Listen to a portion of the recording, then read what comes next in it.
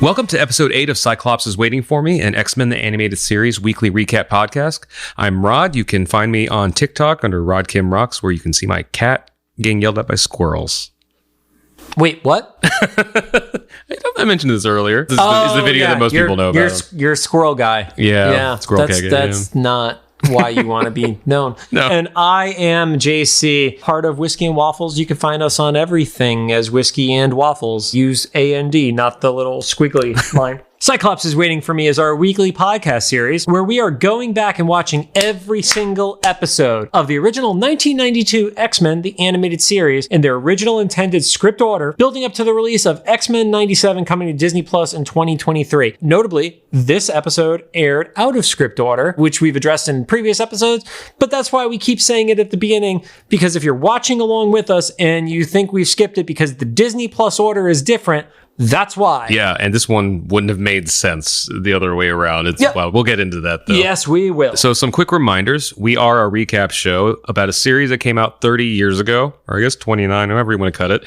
There will be spoilers. If you don't want it spoiled for you, just pause the podcast right now, go watch the episode, and then come back. But we'll do our best to avoid mentioning anything about future episodes that we haven't covered yet. And look at the title of the episode, not the number of the episode. Yes, because from here on out, the numbers will mean almost nothing. Yeah, and some of our episodes, the numbers aren't going to match because we're doing like two-parters as single episodes. So this is for The Cure. And we're currently not sponsored or affiliated with Disney or Disney Plus, but if we were, we would advise them to fix the order. And that's probably why we won't be.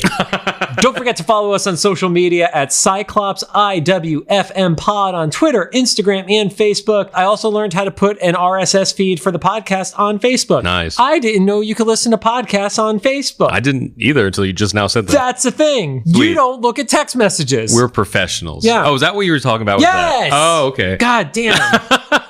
I just saw Facebook. I was like, cool. That thing's taken care of. Finally, if you can't tell, we record these in batches. So if we're reacting to any news about the upcoming series or even our own show, for fuck's sake, we may be a few weeks behind, like Rod was about the thing I texted him about on Tuesday. Well, now on to the show. Today we're going to be talking about episode 9, The Cure. It aired February 20th, 1993, and currently sits at a 7.7 star rating on IMDb. Yeah, it does. Amazing to me that this one has a lower rating than the Juggernaut episode. Yeah. Did Eric have any notes that he put down about this one being any better or worse than stuff? Because I know he said in the last episode of our podcast, you mentioned that he didn't particularly love the Juggernaut episode. I mean, he said that the Juggernaut was the weakest one of the first two seasons. So by default, I think that means he liked this episode more. I don't want to speak for him, but I'm reading between the lines, not really between them. Yeah. So I think this one starts strong because we immediately see Cable. He's out doing the thing. And apparently, he's only been doing through the whole episode, sneaking in the background of stuff. And so we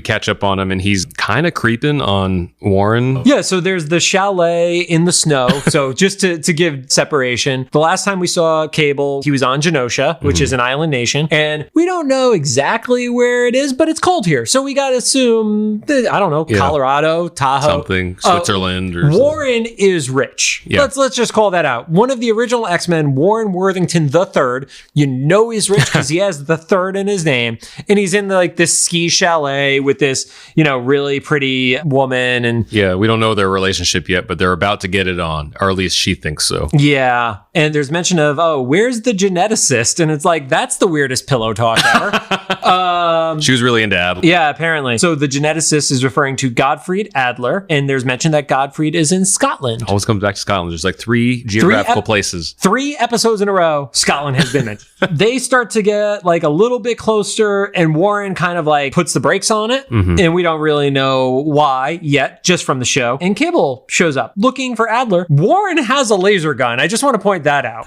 This dude isn't just investing in genetics. He also has laser weaponry. Yeah, because Cable thinks that Warren is Adler, right, at the beginning. Yeah, it's also you just broke into my house, so I'm definitely going to shoot at you. Cable ends up shooting Warren. Warren reveals after he lands in the snow, he pops out and his wings are out. So, shoot, this dude has wings. Yeah. Cable continues, they continue a short fight, and then the woman pops back up into the room, isn't sure exactly what she's seeing, and ends up taking a shot, shooting Warren. Well, because right before that, Cable had thrown some sort of flash grenade or something. Yeah, there was a flashbang, basically. So she's still kind of semi-blinded is where you're getting the impression right. of. And because the profile she's seeing of Warren has the wings, so it's not Like she would just assume that that's him. Yeah. And then the one thing I have to at least point out is, despite that Warren flies off and the phrase Warren's gone, which is like super ominous and such, Cable has a red eye. And in the comics, Cable's eye, always yellow. Oh, has it been that color through the series? I don't remember it sticking out as being any color in the previous episode that Cable has appeared in. Interesting. But if you look at every like Rob Liefeld image of Cable, it's always like bright white or bright yellow. It's usually I've not seen it as red, at least. One of the more heroic colors or something. Yeah. And so she accidentally shoots Warren because she thinks it's maybe Cable or somebody else or something. And she's immediately regretful, though. So it wasn't like she was some vapid, one night stand. Maybe she's just worried about charges being brought against her for shooting somebody. Well, that also. You have to show remorse or you get the death penalty. Because we established a couple episodes ago that Peter Parker is vlogging this from the corner because it's how they get this footage to show people later in the series. In universe. Yep. And the show does cross over with the Spider-Man animated series at one point. Or the X-Men showed up in Spider-Man series. I don't remember which one it was, but the characters from one appeared in the other. Yeah. So original MCU. Oh, God, yeah. I mean, the thing I do love about this is before all the crazy licensing happened on the characters for the movies. So there was never concern of, can Spider-Man or Doctor Strange or Carol Danvers pop up in the show? They were actually able to do that without worrying about who had rights to whom. And then literally less than a decade later, we're in the mess. 7 years later, all of a sudden, Marvel's close to bankruptcy, selling the rights to everything as a fire sale. Yeah. And that's why Sony still has the rights to Venom. Yeah, at that point, we cut to Muir Island, and Xavier and Moira are talking about the possibility of reversing mutations. Yeah, and this is where, we mentioned with regard to the script order, it definitely makes sense watching it this way, because otherwise, when we go to what originally aired as the 9th episode, as the Juggernaut, they don't know where Charles is, but here they're literally talking to Charles. Yeah. And we'll interact with him later in said episode too. Yeah. They go to the lab because Charles wants to talk to this Dr. Adler about what this technology or therapy or whatever it is might be. And Moira kind of gives him this disclaimer. It's a very private person and basically says, like, we leave him alone because he pays us or he has funding or something. Yeah, basically the checks keep clearing so we don't ask questions. Which has never turned out bad in the history of mankind when you just trust a rich person. Especially with scientists.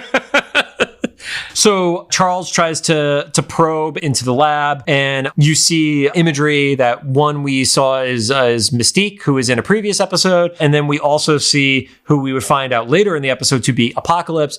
But Charles, really confused, doesn't know who either of those two people are with what he's seeing in there. Yeah, it's super ominous, but also I love how the shock of seeing those two skates over the fact that we talked about this a few episodes ago about Charles, like, questionable ethics, where he's like, well, he's not coming out. Let me scan his brain. Yeah, Charles's ethics continue to be a challenge because it's kind of like, do the ends justify the means? Mm-hmm. And Charles is very much on the opinion of yes, they do. I will use all the means if it's for the good of going into a room with a random doctor. Sure. Yeah. They also have like that discussion, which we're going to see more of in just a second from the team, but they refer to it as the mutant cure. Mm-hmm. And Charles's perspective is, it's not a disease. And Moira gives the counter to him of, well, not all mutants would agree with that. Yeah, I have the quote written down that I love from Charles. It says, "Don't say cure, Moira." So I think that sentiment stuck with me later as a kid, because I don't know if I had actually heard this kind of principle happening. Because obviously, we know now that it's paralleled a lot of different bigotry and injustice and stuff. Yeah, and the Moira gives the counter to it of not all mutants would agree, because Charles is coming from a place of privilege. Mm-hmm. Like, historically, his family has always had a lot of money. Mm-hmm. There's no denying that. You look at the size of the school and everything like that. And also, he literally looks like Jean-Luc Picard. He is just a white dude in a fancy wheelchair. Yeah. So to say not all mutants would agree, it's like, well, you get to say that from your pedestal because you could go out into regular society and nobody's going to question it. Yeah. If you ask the Morlocks, do you consider this a disease? Almost any of them looks like they would have said yes, based on not even wanting to go to the surface when Storm invited them 2 episodes ago. And even if we just get into like how powers manifested or different experiences, it doesn't even have to be like an appearance thing. It can just be like what the repercussions of your abilities are, your ability to control them. And we see a lot more of that in just the entire series going along. Cyclops always has to wear ugly red sunglasses. Mm-hmm. In the 90s, okay, maybe that worked. But if I see somebody walking down the street in red sunglasses today, not trusting them.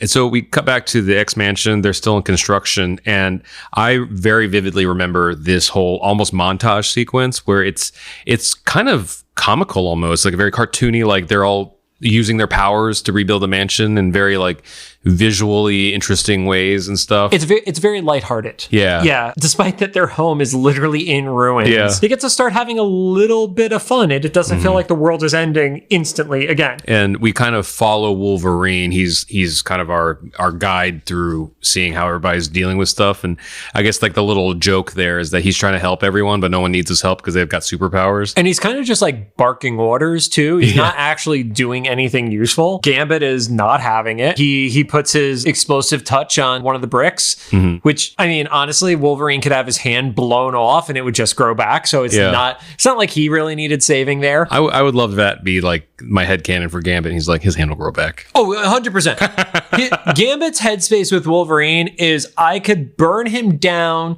to his adamantium skeleton and one cell survives, he'll grow back. Yeah. Yeah. And Wolverine kind of has like an overly macho moment with Jean where he's like, let me help you with that. And then she just like telepathically takes all the nails up and just nails that board them in and is super efficient. Yeah. Jean should be building this entire place. She's way better at it than a lot of other people. And then we see Storm's mixing some like cement or concrete or something. And she's using like a little cute teeny like storm cloud to rain down. Wolverine said something like needs more water or whatever. And she's like, all right. Yeah. Yeah. And then there's the fight almost breaks out. They take the giant pre-built metal frame of the bell tower and use it as like an impromptu jail cell. It's silly, but it works for what we're going for. And this is an example of something I mentioned the last podcast episode about how it seems to be this kind of trope that the men always get into conflicts, the women diffuse it, and it's usually kind of initiated by Cyclops, if not for anything else than his attitude towards things. So I think there's even a point where either... At least in this one, Cyclops is not starting the shit with this one. Yeah. He's just yelling at people after the fact. After Rogue puts the impromptu jail that they easily could have walked through the sides of, they all get called down into the danger room. Good. I'm glad the danger room is still working fine. Yeah, and in the basement with the movable war room. Yeah, the movable war room. And basically they get the heads up from Charles what's going on, and everybody's happy that he's safe, obviously. And he says that, there's a doctor who has the ability to make somebody a Homo sapien again. And Wolverine really is adamantly against this. There's talk of like stealing our powers, and somebody else gives the reaction of this could be a weapon used against mutants. And Rogue's face, like Rogue is just like instantly guilt-ridden when she hears the reactions from those around her. Yeah.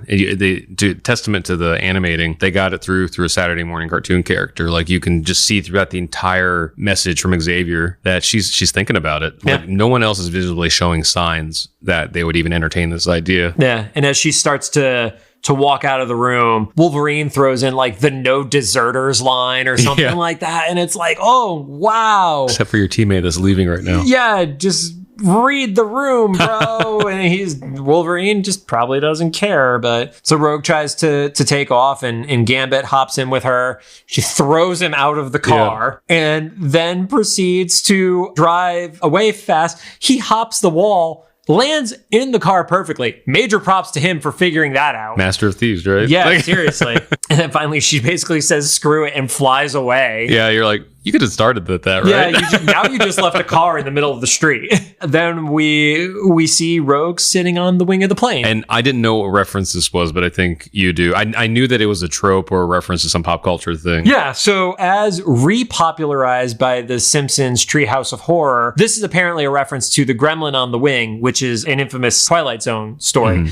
And you can tell because of the man who's sitting in the passenger seat who sees a woman literally sitting on the wing of the plane as they're traveling. And then he tries to tell the flight attendant. The flight attendant kind of like doesn't react to it. He keeps looking. And eventually she goes, well, this is my stop, which means that she was on that wing for at least 5 hours. I'm pretty sure that JFK to London Heathrow is like 6 hours. Yeah. So Scotland's maybe that like Actually, I want to say before. about 5 or 6 hours sounds about right, because Scotland's actually one of the places I would escape to back in the day, and that sounds about right. It was about a half a day flight. Yeah, so she just pops off, and the dude like is still freaking out, and then the flight attendant is just laughing at him, and that was very much what the gremlin on the wing of the plane from Twilight Zone was. And I love the visual of Rogue midair opening up a map.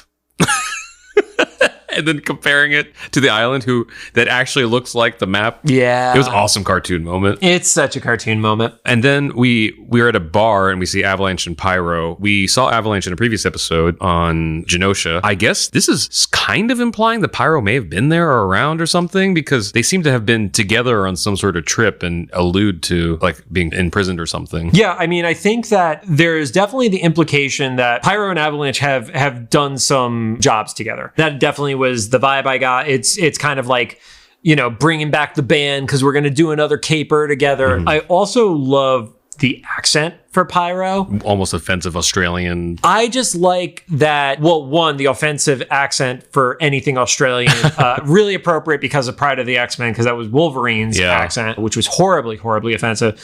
But I also like that we are getting a more worldwide perspective of who these characters are. And he's just a funny freaking character to me. Yeah, he's pretty carefree. Yeah, he's a doofus. And both of them are they're literally at this bar playing darts. Waiting for Mystique, who Pyro is the contact for, and he's trying to pull Avalanche in on the job. Which is super interesting, because either this is something that's going to pay off later and I don't remember it, or just a plot hole, or there's an explanation that's a little bit convoluted. But Avalanche was just in prison with Mystique last time we saw him. Yeah.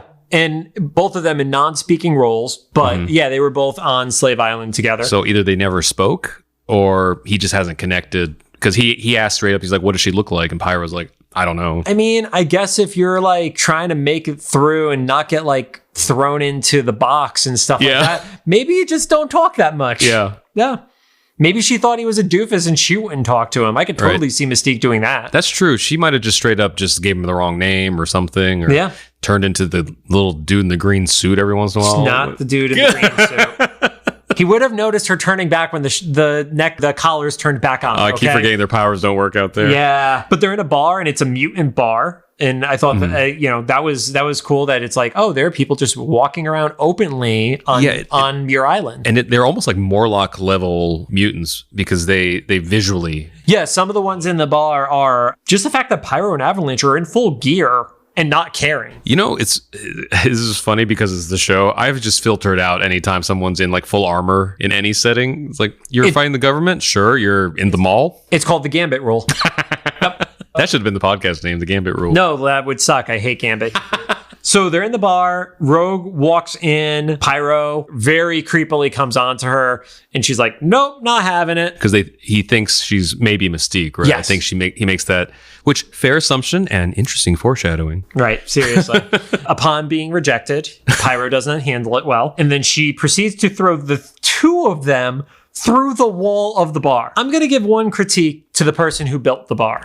If you're going to have an establishment that your whole goal is to get people messed up, you probably should not put it right next to a cliff by the water. It's a good way to lose your highest spending clients. So interesting. Before living in LA, I lived in Delaware. It's not a city in Pennsylvania, it's a state for anybody that hasn't been on the East Coast. There's a bar out there that is almost internationally known called Deer Park, I think. It's next to a railroad track, and not like building next door. Like if you walk out the door and trip, you're on a railroad track, an active railroad track. It's like Kansas City barbecue in San Diego. Oh, there's more. So it's not a full-fledged railroad track, but it is the tram railroad that is in San Diego around like the gas lamp district. Yeah, I don't know what types of trains go across this track, but it's something that has crushed people. And yeah, there's enough of it that like it's pretty regular news, even if it's just annually, of someone being drunk and stumbling on the railroad tracks. And every year it's just like, how did this happen? It's like, is that a rhetorical question? Or no. The same thing with Mutant Bart's like, you know what? We're going to build on the side of a cliff. Yeah. With that, and when we see, them getting put through the wall, we see Cable is down in a boat. Yeah, he just, in the background, he just like whizzes by. Yeah. And Avalanche goes all the way through, right down to the water, and Pyro gets stuck. Yeah, Pyro gets stuck, and Avalanche is all the way down there. Oh, Avalanche. There's a pun there. No, there's not. There's definitely not a fucking pun, Rod. By the way, I drink during these recording sessions, so I know I get surly by the 4th episode of these. So, away from awful puns... We get back to where Adler is and Rogue barges in on him. Yeah, she doesn't want to wait and come back when he says, no visitors. He gives like the German version of what that is. Oh, it's like verboten or something? Yeah, visitors are verboten. Yeah. We're definitely bastardizing, which is fine. And Pyro is kind of tailing her too, and that's why he had disappeared from the previous shot and kind of like left Avalanche behind. Yeah, Avalanche just can piss off apparently. And she goes in and she literally rips the door off its hinges to get in there. Boundaries are not a strong suit of the X-Men. No, definitely not. She says, make me like the others, name your price. And I love that you see the machine that does the procedure. And I remember seeing that shot come up and I was like, I would not trust that machine. So I love that you brought this up because I thought I was overthinking it. The machine that's above, it literally looks like a giant gold version of the interrogator droid from the first Star Wars. Like the droid that they're like, this is the thing that's going to poke a bunch of holes in Princess Leia. Yeah. And then they shut the door. That's what this thing looks like, but bigger. Yeah. And if you haven't seen it or you know what we're talking about, it's basically a giant metal sphere with like weapons essentially. Random needles. Like just, random spikies coming out of it. She's there and she sees it and she's like, yeah, I still want that. Yeah. So Adler accepts and tells her, yeah, I'll be ready in an hour. I don't know what they're going to do in that 1 hour time frame, but okay. Well, we know now after, moments later, that's because Mystique reveals that she is Adler. Yep. And after Rogue leaves and behind the door, again, Sentinel rule, whatever. Apocalypse has been standing behind the door the whole time. He's like 9 feet tall. We have a Sentinel rule and a Gambit rule for this show. Okay, cool. So there's the people don't see shit in plain sight. That's the Sentinel rule. Everybody wears armor constantly is the Gambit rule. There you go. Okay, cool. Establishing the ground rules. I want to just establish the rules. That way when we make emotes for something. Oh, fun. Yeah. Yeah. So Apocalypse is there and he basically tells Mystique, make her my slave. And so Mystique is not quick to push back in any way. So that hour was apparently Mystique was going to try to talk Apocalypse into it. And he was like, no, just have her come right back. Yeah, no, this is great. I want the powerful mutant to be my slave. We get Rogue with a moment of reflection. And she has a flashback to her first kiss where she's like on a date with this dude, Cody, and kind of gives the like, well, I don't know if I'm ever going to get kissed if you don't do it soon.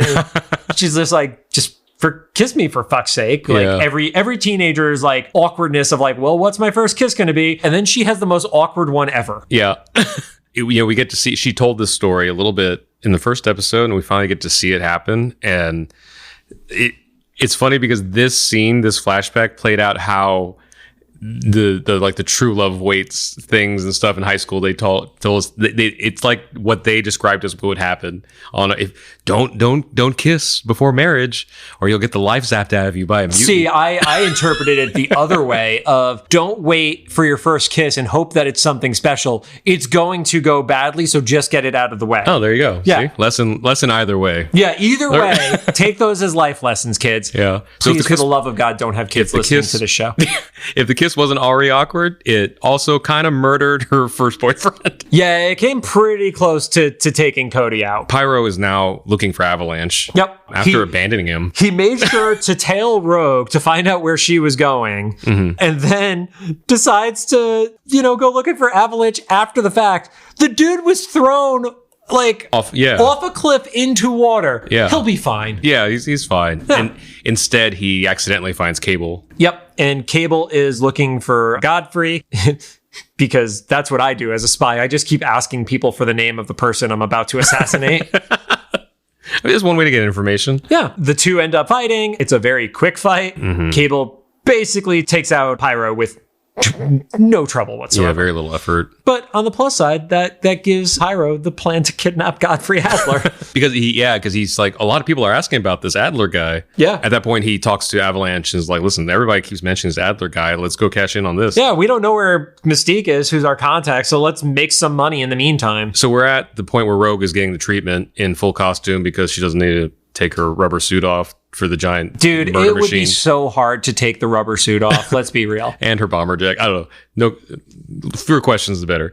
And Avalanche and Pyro interrupt, and they basically kidnap Adler. They destroy the machine, sort of. I just want to point out the sort of part of it. Is the giant torture droid ball falls on Rogue. So the machine's like sort of destroyed. We'll come back to that. Cable and Rogue individually have different motivations, but they both want Adler, so they go after this whole mess that just got away. In a weird set of like coincidence circumstances, Adler does reveal themselves to be Mystique, but really just in between Rogue noticing.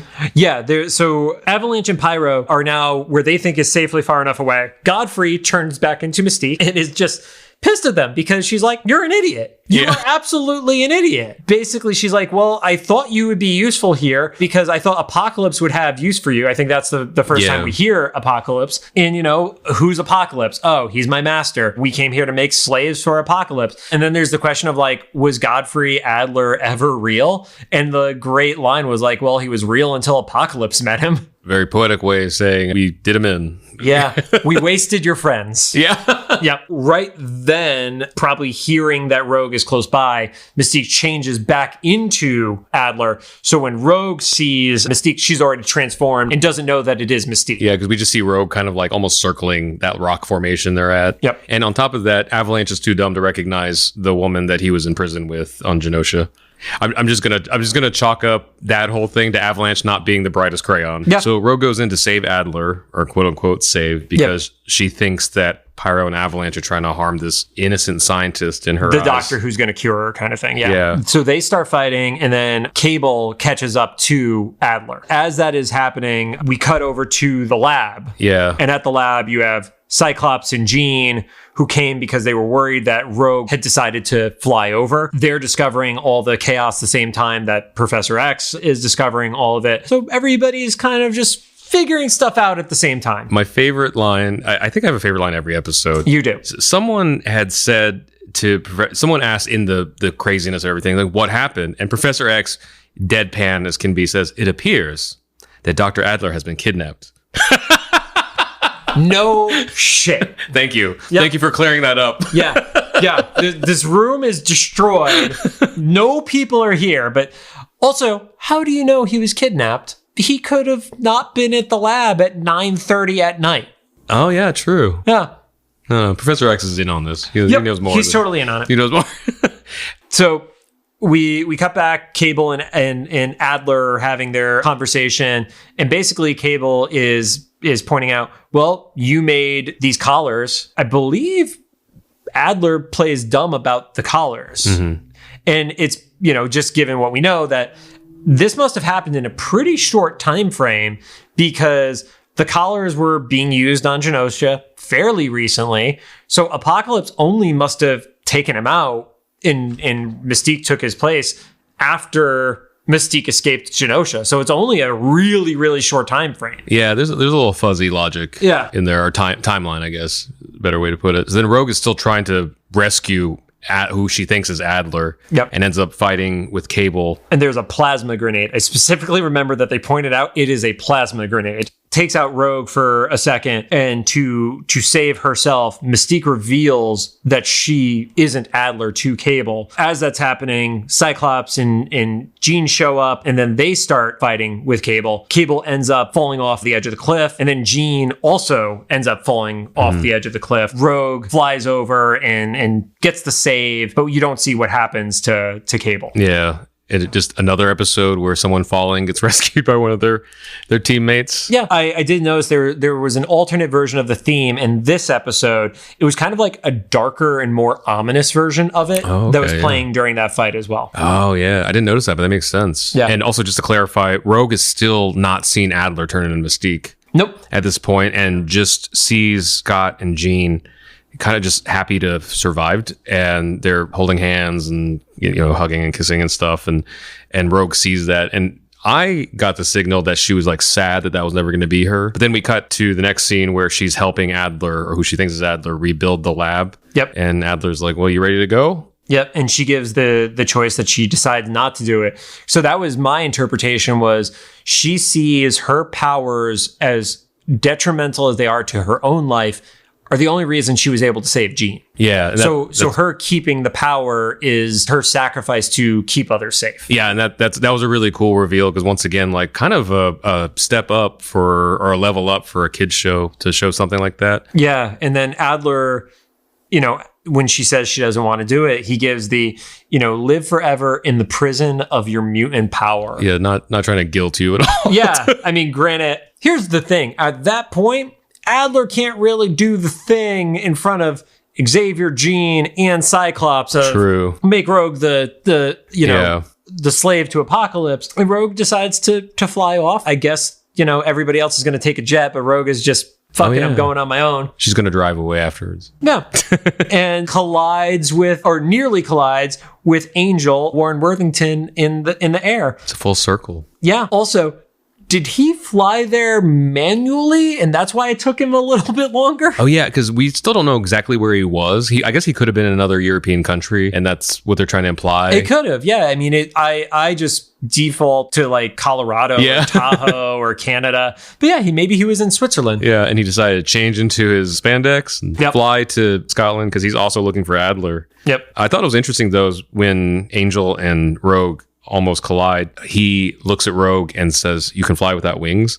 Yeah. And they can't figure it out. But that was like I only notice this now that I'm older, is, what it's like kind of the thing of the grass is greener on the other side. Yeah. Like Rogue sees her thing as a curse, and then he sees something as a curse that she it's just interesting. Like, it's always going to be better somewhere else. Right. Because in his mind, he's like, yeah, I would love to be able to fly, but I wish I didn't have these giant ass wings that out me to people. Mm-hmm. Whereas Rogue, hers is more of a personal scenario, because she could pass as an everyday person, but she just can't make the contact. Yeah, she can't have a normal life. Yeah, she can't have a physical relationship with somebody. And then Angel pops into the lab, and it's like, oh, you were the one who was funding us, right? And it's like, well, yeah, why do you think I was funding all this? It wasn't out of the goodness of my heart. Yeah. Fix me. And then you have the comment of on the wings of an angel or something like that. See, the episode made the pun for me. Yeah. But that said, up to this point, I know I've said Angel a few times. It's only just from reading the comics and stuff. We've only heard his name as Warren. He is not he's just Warren. In the show been Angel. And it's just kind of like, oh, this dude who we don't really have much affinity for, shit's gonna go down. Yeah. And so he agrees to get the procedure, and once again, I think Mystique sends him away for a little bit. Yep. You need an hour to prep, despite the fact that your whole giant torture droid just fell and collapse. Yep, give us an hour. So she walks outside, and Apocalypse is also just standing outside the door that no one had noticed previously. And I thought it was really interesting that Apocalypse already knew who Warren was, and also didn't berate Mystique for waiting too long again. It's like, man with giant wings. Yes, let's get that on our team. Yes, we want that. Whatever that default is, that's great. An interesting thing about this version of Apocalypse is, within the comics, Apocalypse has always been very focused on survival of the fittest. Mm-hmm. What we don't get out of this version of him is that he is going to like basically destroy the world. Like that is his thing. It's like he's gonna, like, I'm gonna burn this whole thing to the ground, which I guess is a start of the whole, survival of the fittest, because that's how you save the world, is you like burn all the fat, and it's only those strong enough. But we don't really get that version of Apocalypse just yet here. So we were left with kind of like the mystery of who's this ominous being who we just found out was Apocalypse. Yeah. You have this mysterious figure that, apparently can just hide behind doors, and Mystique says Apocalypse to his face. So now if we didn't just get through context clues before, now we know like this dude is Apocalypse. And then for some reason, no to be continued. I'm guessing because they don't pick up directly on it in the next episode. Because we record these in batches and I didn't look to see what the next episode is. I don't know, Rod. I'm just gonna we're gonna use this as a test to see if if there's any sort of continuity of the to be continued, because I had mentioned in a previous episode, I didn't know if there was any method to the madness of when to be continues. What we have to look forward to in the next episode is the next 2 episodes are part 1 and 2 of Days of Future Past. Yeah. Which is a very loaded story within the X-Men universe, but we'll get into that next episode. So major stuff to talk about from this one that we may not have fully touched on. One was that Angel was one of the original 5 members of the X-Men back in their debut in the 60s. And, very similar to this version of him. He's a dude with wings and he's rich. That's all he's got. Another thing of note is, we were talking about Cable in the Slave Island episode and stuff like that. And Cable, while he had been introduced in the 80s, it wasn't until December of 93. So the year this came out, in 6 months in the future, they had not actually disclosed Cable's origin in the comics. They were kind of playing at only the context of what was available to them, trying to maintain it. We actually didn't know so much of what is going to be revealed about Cable in future episodes because it literally hadn't come out yet in the comics. And, while there's changes to certain relationships with characters and stuff like that, they essentially didn't change a lot of origins for people. It's both cool and makes me feel insanely old that I assume that all these characters had like vast histories before I watched this animated series because the comics have been out forever. But it's kind of cool to know that the Cable that we know today as the base character was a lot of it was established in real time of when we saw the show originally. Look at Wolverine. Like, we didn't know Wolverine's name was James for the longest time. When this show came out, he was Logan. And then there was his offshoot character that he played in Madripoor, where he was called Patch, where he was kind of like a mafia-esque ringleader there. He ran like one of the casinos and stuff. But we didn't know his name was James Howlett. That happened after this show. Was it established in this show? No. Oh, okay. No, it is not like a Harley Quinn scenario where Harley was created for the show and then spanned into the DC comics after. Gotcha. Yeah. But I mean, just like the additional lore or whatever. Yeah, just as extensive as his backstory was, we didn't know any of that stuff about Logan at this point. Wow. Yeah, because to this day, when someone mentions Cable in the context of the X-Men Marvel universe, even though we've had so many iterations of him since then, I still default to the one in this show. It's kind of just my benchmark for Cable. That's totally fair. I mean, a lot of us, the first impression of the character in a meaningful way is the one that you're locked in your head. So for some people, their Wolverine is Hugh Jackman. The Wolverine I always hear in my head when I'm reading the comics, because Rod knows this, I buy, loose issues every single week. I think I bought 12 today. One of those being an X-Men book, one of those being the Deaths of Wolverine book that came out, not to date ourselves for when this episode was recorded. But I hear Wolverine from the show in my head. I hear Cyclops from the show in my head. That is the voice of that character to me. Yeah, definitely. For me, and I know you haven't seen it yet, but the Pride of the X-Men. Yeah. Every once in a while I hear that Wolverine, and it's not very often, but when I do, it's like something's wrong with me today. Yeah. Especially because you don't read comics on a regular basis, so that's even weirder that you're hearing that Wolverine. Yeah. Is it like when you see non-animated series memes online or something? Yeah, memes, or like if they, there's like panels that are up somewhere, or every once in a while there's a comic book. I read a few comics over the pandemic. Okay. Not a lot, definitely not as much as you do, but please ignore my kitchen table right now. It's great. I wish, like, I feel like I'm too far gone to be able to catch up. And also at the same time, if you couldn't tell yet, I have a hard time sometimes comprehending stories. So, but yeah, I don't know. Speaking of the Pride of the X-Men, so I happen to have back in my parents' place, which I could probably get them to ship to me, the VHS of Pride of the X-Men. So somewhere down the road, maybe. Where do you think we're getting access to a VCR, sir? It's retro, right? We can find it somewhere. I don't think I have a TV that could connect to a VCR. This is going to cost us like $70 in cable and like connectors to make it work. Well, that's a you problem, not a me problem.